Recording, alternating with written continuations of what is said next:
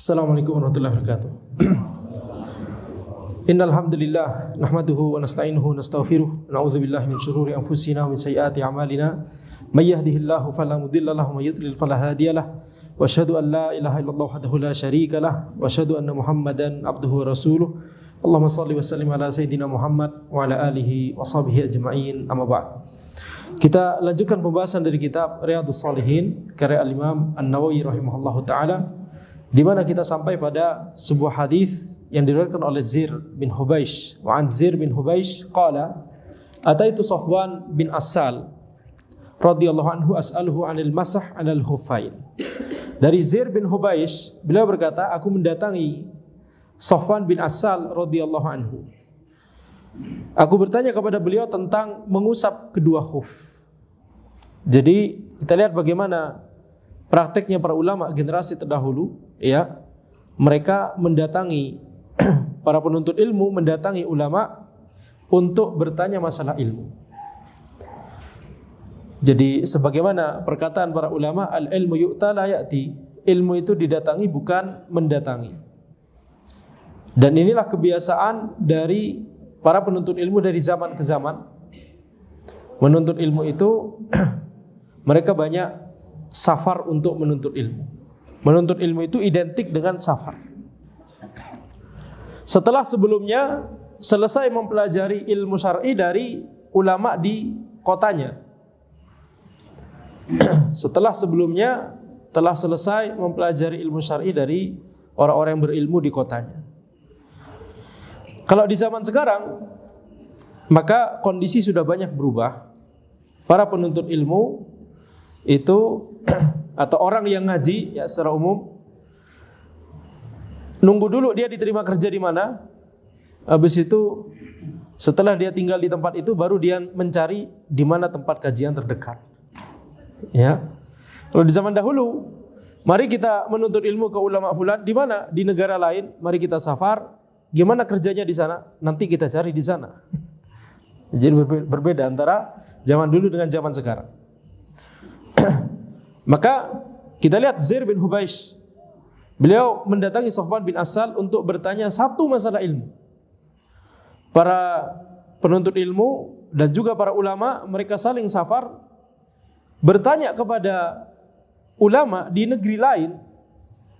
Itu bisa jadi cuma satu masalah yang mau ditanyakan. Dalam kasus ini kita lihat Zir bin Hubaish bertanya tentang mengusap kedua khuf. Faqala ma ja'a bika ya Zir? Safwan bertanya kepada Zir, ada apa denganmu tentang masalah tersebut? Apa yang mau ditanyakan? Faqultu ibtigha al-ilm. Yani untuk menuntut ilmu. Sekedar untuk menuntut ilmu, ini bukan sekedar sebenarnya, tapi enggak ada masalah spesifik. Tapi memang ingin menuntut ilmu masalah mengusap kedua khuf. Faqala innal malaikah tadau ajnihataha li talibil ilm ridan bima yatruk. Safwan berkata, sesungguhnya malaikat itu meletakkan sayapnya kepada para penuntut ilmu karena ridha dengan apa yang dia cari, karena ridha dengan apa yang dia tuntut, yaitu ilmu syar'i. Ini berasal dari sabda Nabi Muhammad SAW. Ini perkataan Safwan. Safwan tahu dari mana? Dari hadis Nabi Muhammad SAW. Ini adalah bentuk ihtiram dari para malaikat kepada para penuntut ilmu. Ya, malaikat itu memuliakan para penuntut ilmu. Caranya dengan meletakkan sayap-sayap mereka, ridha kepada apa yang dilakukan oleh penuntut ilmu tersebut. Ini memang tidak kelihatan. Ini memang tidak kelihatan, ya. Tetapi ini adalah perkara ghaib. Dan yang namanya perkara ghaib berupa pahala ataupun dosa pada saat ini di dunia belum kelihatan hukum asalnya. Bisa jadi terlihat dari sisi dirasakannya kebahagiaan.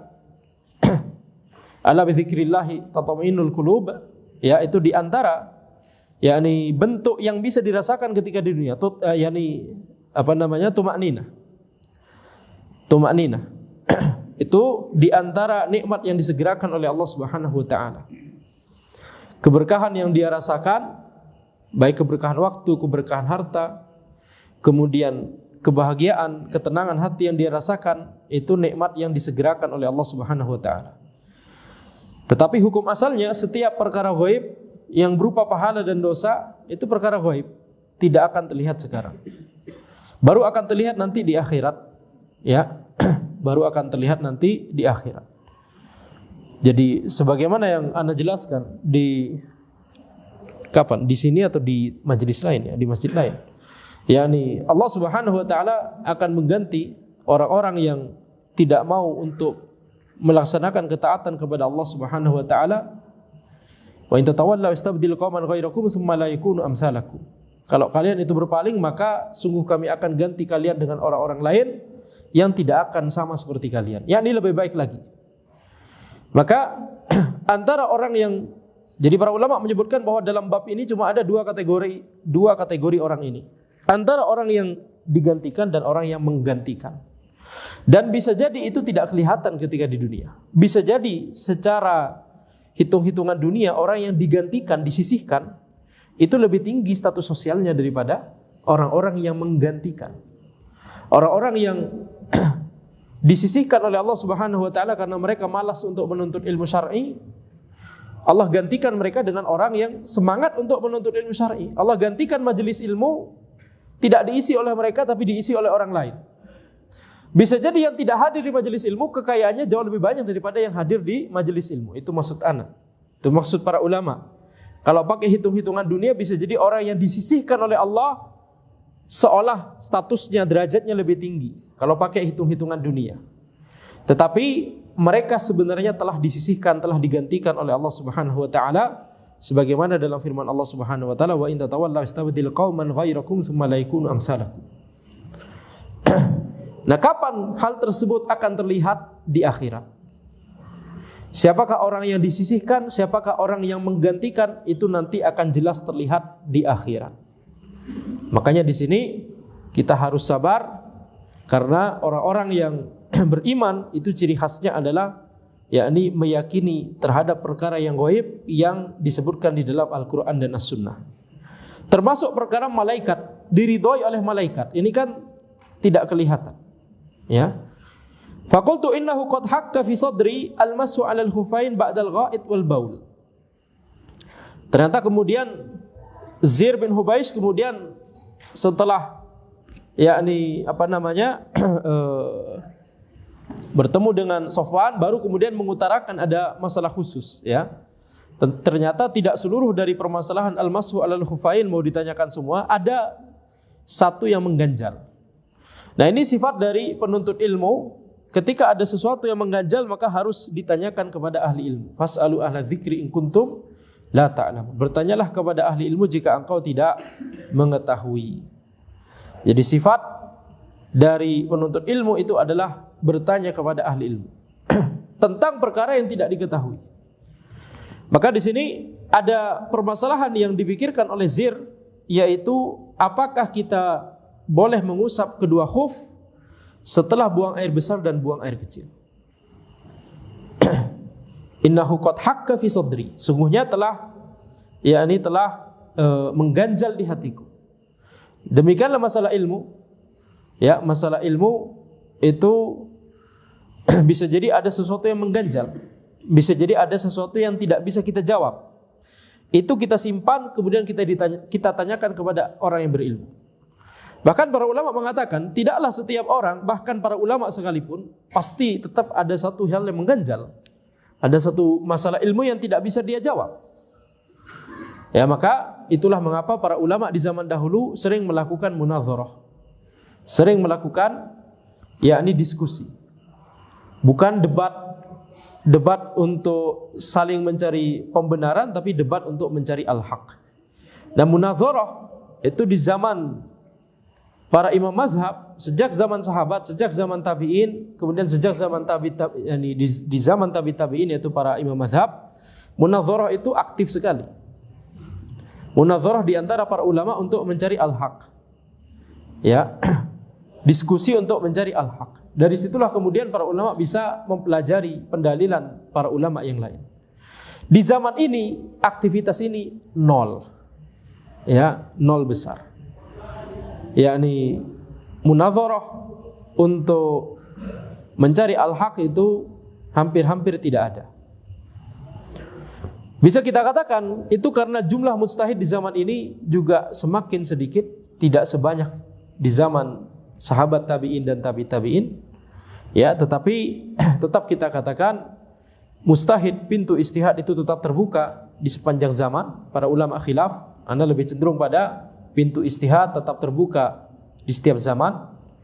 Dengan kata lain, di setiap zaman akan selalu ada mujtahid, walaupun tingkat ijtihadnya tidak harus sama dengan tingkat ijtihadnya para imam mazhab, apalagi para tabi'in, apalagi para sahabat. Nah, di sini ketika Zir bertanya hal tersebut kepada Sofwan bin Asal, beliau menjelaskan, wa kunta mra'an min ashabin Nabi sallallahu alaihi wasallam. Engkau termasuk sahabat Nabi sallallahu alaihi wasallam. Wahai Sofwan, faji'tu as'aluka hal sami'tahu yadhkuru fi dzalika syai'an. Maka aku bertanya kepadamu sekarang, apakah engkau mendengar sesuatu tentang hal itu dari Nabi Muhammad sallallahu alaihi wasallam? Qala na'am. Sofwan berkata, na'am. Jadi kita lihat di sini Zir bin Hubais ketika beliau bertanya kepada Sofwan, beliau fokus kepada dalil. Beliau bertanya, apakah engkau mendengar sesuatu dari Nabi Muhammad sallallahu alaihi wasallam? Anda tidak bertanya apa pendapat antum pribadi, Anda bertanya dari Nabi Muhammad sallallahu alaihi wasallam. Antum mendengar atau tidak? Jadi lihat bagaimana generasi terdahulu yang saleh, mereka fokus terhadap dalil Al-Quran dan As-Sunnah. Tentunya butuh penjelasan para ulama, nah, tetapi semangat utama mereka adalah dalil. Sedangkan perkataan para ulama itu adalah alat bantu. Kalau sebagian orang di zaman sekarang, sejak zaman dahulu sebenarnya, tapi makin ketika kita melihat di zaman sekarang ini, belajar fikih misalkan, maka yang difokuskan adalah apa pendapat mazhab fulan dalam masalah ini, apa pendapat mazhab fulan, apa pendapat mazhab fulan. Fokus utamanya adalah ingin mencari tahu apa pendapat mazhab fulan. Harusnya fokus utama adalah apa dalil dalam masalah ini. Apa yang disebutkan oleh Al-Quran dan As-Sunnah dalam masalah ini. Bagaimana memahami dalil tersebut menggunakan mazhab fulan. Nah, itu baru kita bisa melatih kemampuan ijtihad dari hal tersebut. Kita bisa melatih kemampuan untuk memahami dalil dari masalah tersebut. Kalau pertanyaannya cuma apa pendapat mazhab Syafi'i dalam masalah ini? Apa pendapat mazhab Syafi'i? Apa pendapat muktamad mazhab Syafi'i dalam masalah ini? Antum akan jadi tumpul dalam masalah fikih. Antum belajar 20 tahun, 30 tahun seperti itu tidak akan bisa memahami fikih sebagaimana mestinya. Antum hanya orang yang mengumpulkan perkataan-perkataan, pendapat-pendapat. Lebih parah lagi, cuma mengumpulkan pendapat muktamad, tidak mengetahui khilaf. Ya, tidak mengetahui khilaf. Makanya fokuslah pada dalil, kemudian bagaimana mazhab Syafi'i memahami dalil tersebut. Tidak masalah. Ya, kita belajar mazhab Syafi'i dulu. Bagaimana mazhab Syafi'i mempelajari dalil ini. Nanti baru kita meluas bagaimana pendapat mazhab Hambali dalam masalah ini. Bagaimana pendapat Malikiyah dan Hanafiyah dalam masalah ini. Tapi tujuan utamanya adalah apa dalil dalam masalah ini. Mal asal fi hadzal bab. Apa asal dalam bab ini? Asal dalil dari Quran dan As-Sunnah. Ya. Kalau mentalitasnya adalah apa pendapat mazhab Syafi'i? Apa pendapat muktamad mazhab Syafi'i dalam masalah ini? Apa pendapat muktamad mazhab Hambali dalam masalah ini? Titik. Adapun dalil maka nanti saja. Ini terbalik. Ini terbalik.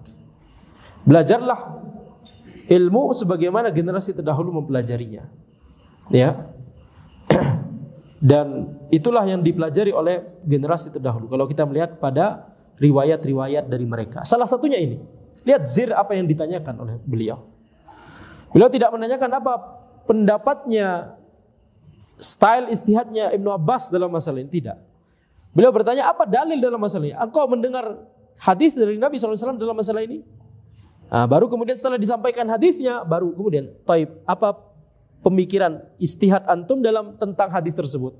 Baru kita menuju kepada pendapat antum, mazhab antum. Tapi mulai pertama kali dari dalil. Ya, mulai pertama kali dari, paham ini bedanya? Sungguh akan berbeda nanti hasilnya. Ya, yang satu akan jadi runcing dalam masalah, beristihad, yang satu tumpul. Taib. Maka Sofwan berkata, "Na'am kana ya'muruna idza kunna safaran aw musafirin alla nanzi'a khifafana thalathata ayyamin mulaylihinna illa min janabah. Naam, Nabi Muhammad sallallahu alaihi wasallam memerintahkan kami, kana ya'muruna. Nabi Muhammad sallallahu alaihi wasallam memerintahkan kami. Ini termasuk yakni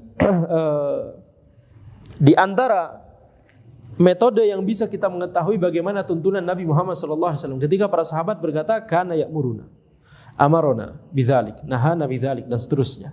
Nabi Muhammad sallallahu alaihi wasallam memerintahkan kami begini dan begitu, melarang kami begini dan begitu. Memang yakni tidak secara langsung, ini masih perkataannya Safwan, tapi secara makna beliau sedang membicarakan apa yang diperintahkan oleh Nabi Muhammad sallallahu alaihi wasallam. Betul? Jadi ini termasuk sunnah, kita kaitkan kepada, kita kategorikan kepada sunnah qauliyah, fi'liyah atau takririyah. Hah? Qauliyah, nah, enggak usah ragu-ragu. Ya, dimasukkan kepada sunnah qauliyah. Baik. Jadi karena ya'muruna, Nabi Muhammad SAW memerintahkan kami ketika kami safar untuk tidak melepaskan khuf selama 3 hari 3 malam kecuali dari janabah.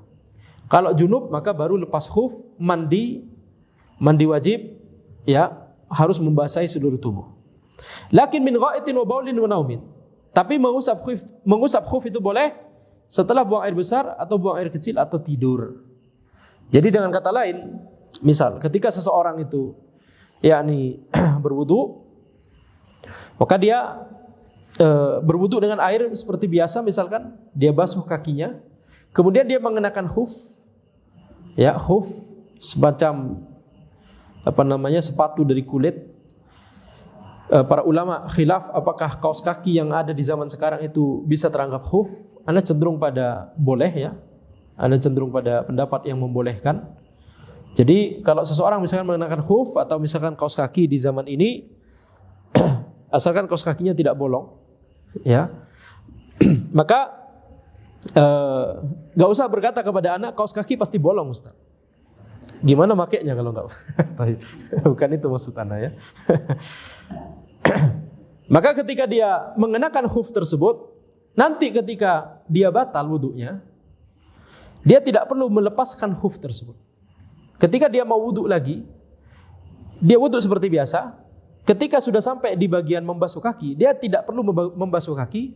Dia cukup basahi tangannya dengan air wudu, kemudian dia usapkan sekali di bagian atas dari khufnya tersebut. Diusapkan sekali bersamaan, tidak harus 3 kali, tidak perlu 3 kali.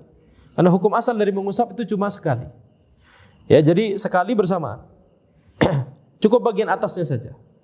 Itu yang minimal.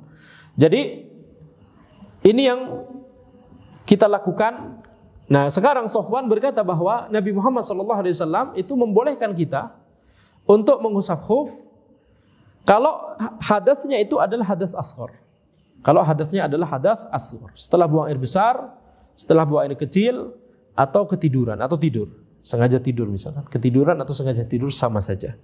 Jadi misalkan tadi, ya, ketika seseorang sudah wudu dengan normal, wudu dengan wudu standar, kita nggak katakan normal karena mengusap khuf juga normal. Wudu standar kita katakan, yang antum ketahui seperti biasa. Ketika di rumah dia ambil wudu, kemudian dia mengenakan kaos kaki, sepatu, berangkat mau kerja. Di tengah perjalanan misalkan buang angin.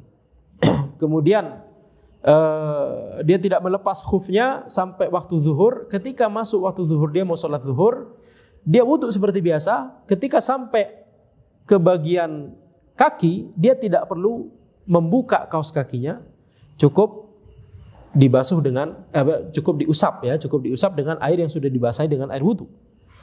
Ya, ini kalau itu yang lebih mudah. Kalau itu yang lebih mudah maka lakukan. Bisa jadi orang tersebut di luar misalkan, atau para orang yang naik gunung misalkan, ya. Jadi lebih mudah untuk tidak melepaskan. Tapi kalau misalkan kita sholatnya di masjid, kira-kira lebih mudah gimana? Lebih mudah kita lepaskan. Karena nanti pasti kaos kaki kita basah, betul? Lebih mudah dilepaskan, ya sudah kita lepaskan. Tapi syariat telah memberikan keringanan. Kalau itu lebih mudah untuk tidak kita lepaskan, tidak perlu kita lepaskan. Ini sesuatu yang banyak tidak dipahami oleh orang-orang di zaman ini sekarang. Mengusap khuf itu banyak tidak diketahui hukumnya. Baik. Tema kita bukan tentang mengusap khuf. Ini nanti jadi masalah jadi kajian fikih nanti jadinya ya. Hadisnya masih panjang ini. Baik. Faqultu hal sami'tahu yadhkuru fil hawa syai'an. Kemudian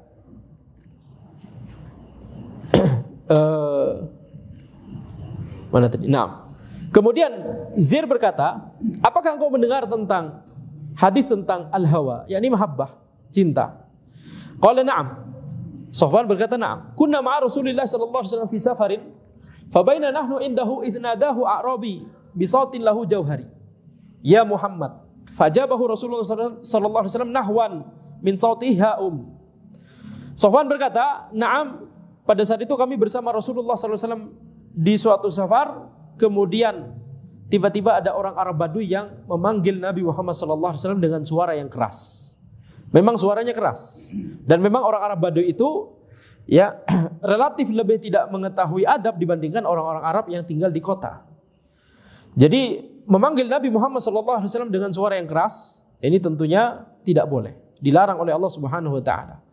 Tetapi kemudian orang tersebut melakukannya, ya Muhammad. Nabi Muhammad SAW menjawab panggilan tersebut dengan suara yang semisal.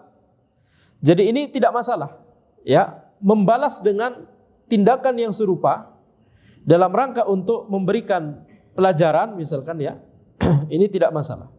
Maka Nabi Muhammad SAW menjawab dengan suara yang keras juga, ana di sini. Faqultu lahu waihak ughdud min sautika fa innaka inda Nabi sallallahu alaihi wasallam qad nuhita an hadza.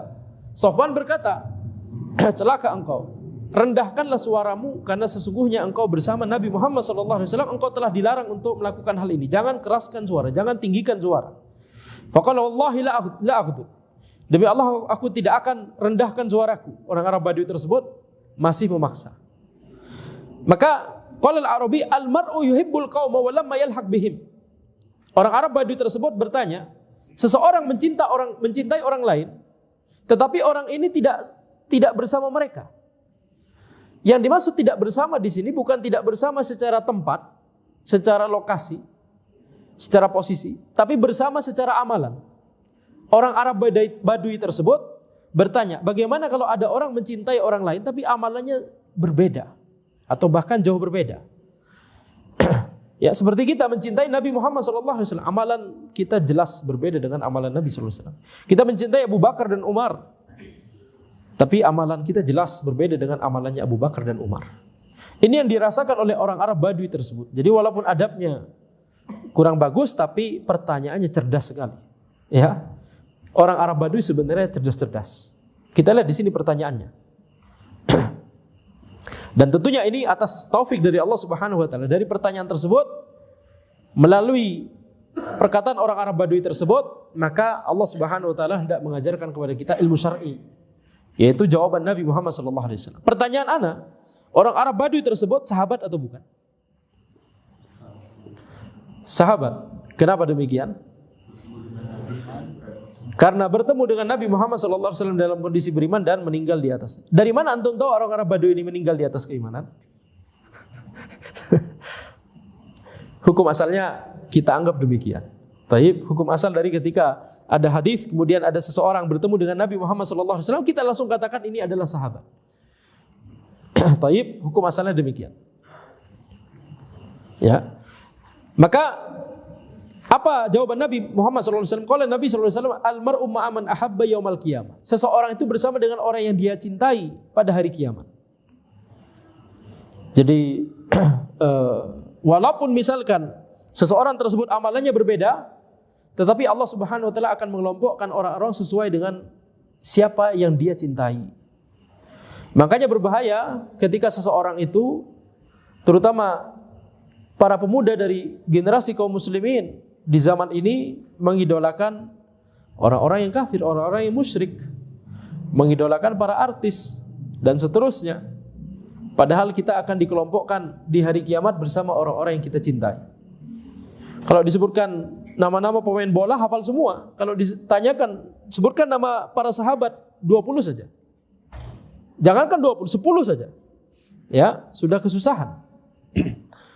Maka ini adalah PR bersama, ya. Tidak boleh kemudian kita lebih mengetahui tentang orang kafir dan musyrik, padahal para sahabat Nabi Muhammad SAW masih banyak kita belum ketahui. Dan tidak boleh mencintai yakni orang kafir dan orang musyrik. Al-wala wal bara, itu pelajaran di akidah. Baik, karena cinta dalam masalah, cinta awalnya di hati, nanti kemudian akan sedikit demi sedikit mengikuti lifestyle-nya, mengikuti cara bicaranya, mengikuti lama-kelamaan mengikuti akidahnya. Itu yang terjadi kebanyakan. Kemudian, famazala yuhaddithuna hatta dzakara baban minal maghribi masiratu ardihi aw yasiru raqibu fi ardihi 40 aw 70 aman. Kemudian Nabi Muhammad SAW membahas masalah-masalah ilmu. Beliau terus membahas masalah ilmu sampai akhirnya beliau menyebutkan tentang sebuah pintu di arah barat yang lebarnya itu, atau orang berkendara melintasi lebarnya itu selama 40 atau 70 tahun. Ini harus kita pahami sesuai dengan makna zahirnya. Ya, yaitu lebarnya selama itu dengan kecepatan orang yang berkendara. Misalkan kuda. Jadi 40 atau 70 tahun ini tentunya lama sekali. Selebar itulah pintu tersebut. Qala Sufyan ahadur ruwah, Sufyan berkata salah satu perawi dari hadis ini, qibla Syam. Pintu tersebut di arah Syam. Memang negeri yang diberkahi, Syam. Syam sekarang Suriah, ya, Lebanon, Filistin, Palestina, Jordan, ya, Urdun dan sekitarnya itu adalah Syam. Khalaqahullahu ta'ala yauma khalaqas samawati wal ard maftuhan litaubah. Allah Subhanahu wa taala menciptakan pintu tersebut pada hari Allah menciptakan langit dan bumi. Pintu tersebut Allah ciptakan dalam kondisi terbuka untuk taubat. Ya, ini pintu taubat yang Allah ciptakan. La yughlaqu hatta tatul asyamsu minhu. Tidak akan ditutup kecuali matahari itu telah terbit darinya. Ya, ini dari arah barat. Karena disebutkan tadi minal maghrib. Pintu tersebut dari arah barat. Kalau mau lokasinya di Syam. Karena orang-orang Arab menyebut Syam itu barat. Orang-orang Arab menyebut Khurasan itu timur. Jadi kita lihat di sini, ini adalah pintu yang Allah buka untuk taubat, tidak ditutup sampai matahari terbit dari barat. Ini sesuai dengan pembahasan yang kita bahas di pertemuan sebelumnya, bahwa taubat itu akan selalu dibuka oleh Allah Subhanahu wa taala selama matahari belum terbit dari barat. Taib rawat Tirmidzi wa ghairuhu, diriwayatkan oleh Tirmidzi dan selain beliau, wa qala hadits hasan sahih. Beliau menyebutkan bahwa ini adalah hadis hasan sahih. Terkait makna hasan sahih nanti saja insyaallah ya. Ini pembahasan panjang tersendiri, kita tidak akan selesai membahasnya.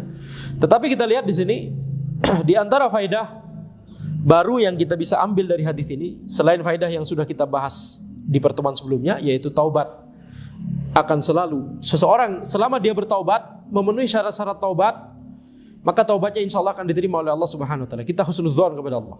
Ya, jangan putus asa dari rahmat Allah Subhanahu wa taala. Tapi ada banyak faedah lain yang bisa kita ambil di sini ya. Tadi kita sudah sempat sebutkan, yaitu bagaimana semangatnya para penuntut ilmu untuk menuntut ilmu syar'i. Untuk bertanya kepada ulama, untuk bertanya kepada ahli ilmu. Dan apa yang ditanyakan? Yang ditanyakan adalah dalil. Ya, yang ditanyakan adalah dalil. Dan kalau kita melihat banyak pertanyaan dari para sahabat, tabi'in, tabi'in, pertanyaannya itu dikemas dalam bentuk umum supaya manfaatnya lebih umum, lebih luas.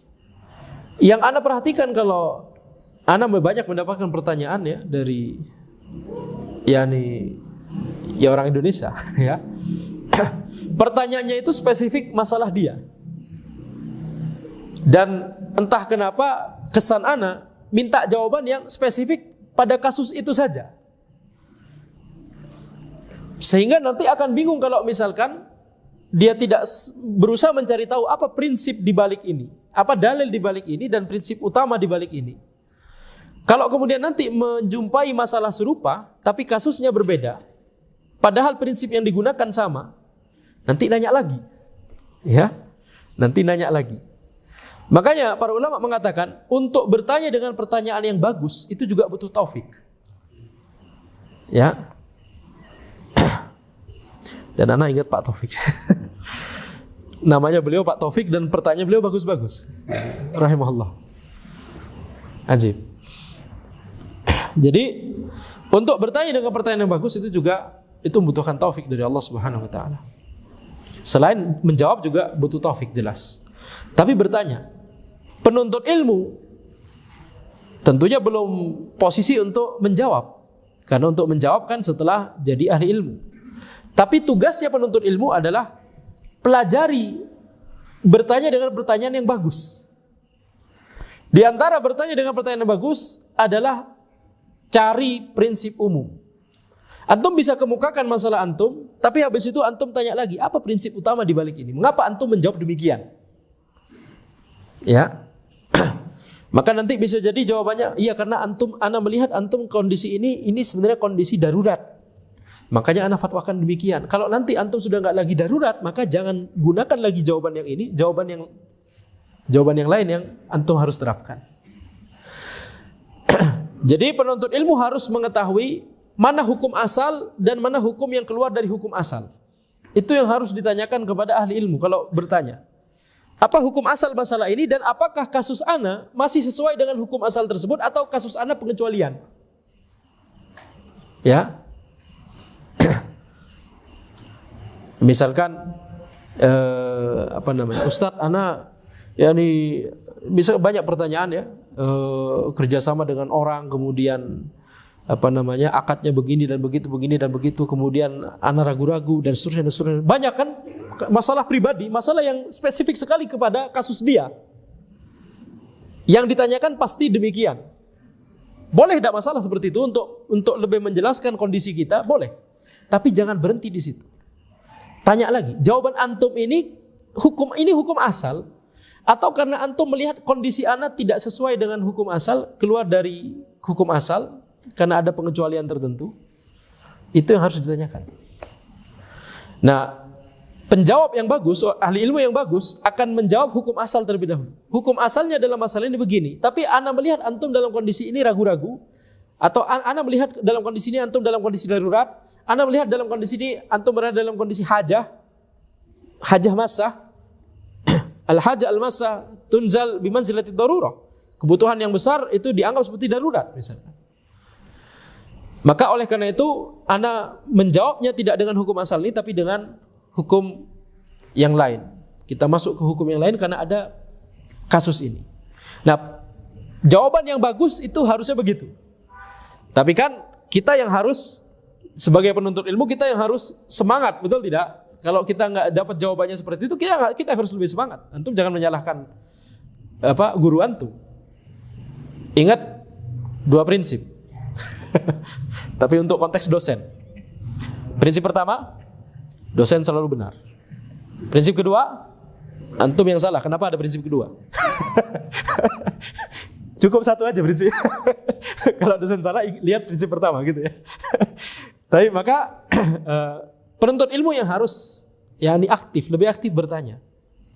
Jawaban yang ideal demikian. Tapi bisa jadi guru kita sibuk atau guru kita buru-buru atau guru kita misalkan ada uzur lain sehingga jawabannya langsung to the point kepada kasus yang kita tanyakan, tidak menjelaskan secara terperinci misalkan.